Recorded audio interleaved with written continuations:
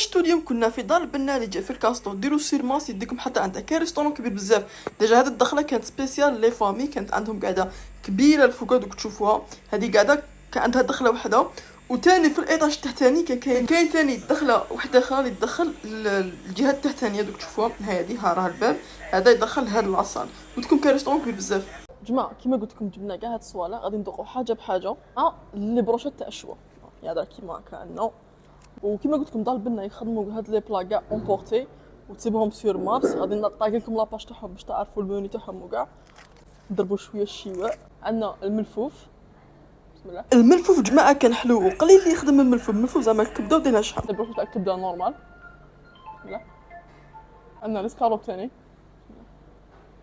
كيما عندنا لي بروشيت سبيسيال يجي فيهم فلفله بصل واللي بروشات كاع كانوا بنان شغل كانوا دي مورسو اكبر، مام كانوا طايبين غايه ماشي محروقين وماشي خضرين، تما كانوا انيقين. ونروحوا لي بلا تاعنا نبداو بالكبده اون صوص.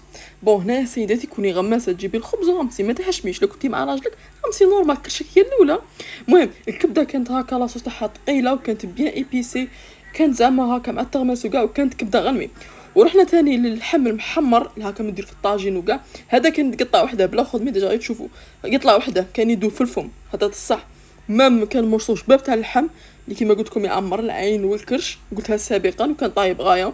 واللحم من يطيب في غرده يطيب يدوب في الفم.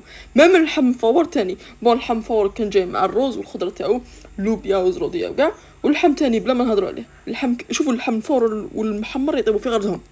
ونكملوا التذوق تاعنا بالدجاجه الروايه اللي هاد البلا كاين 3 دينار يمكن حتى 4 بيرسون ولا 5 بيرسون، احسبوا كاين ولا ماشي كاين تما مليح هكا اون فامي. تجي فيه دجاجه كامله طبق عائلي بافتخار، ويجي فيه لي فريت ويجي فيه فرماج من الفوق. بون الدجاجه عجبتني كانت هكا شغل مالحه، وانا بغيت الدجاج اللي يجي من برا الجلد تاعو مالح. انا نبغي الكرا في الدجاجه، نتوما شتو تبغوا تاكلوا، انا نبغي ناكل كرا دائما في الدجاجه.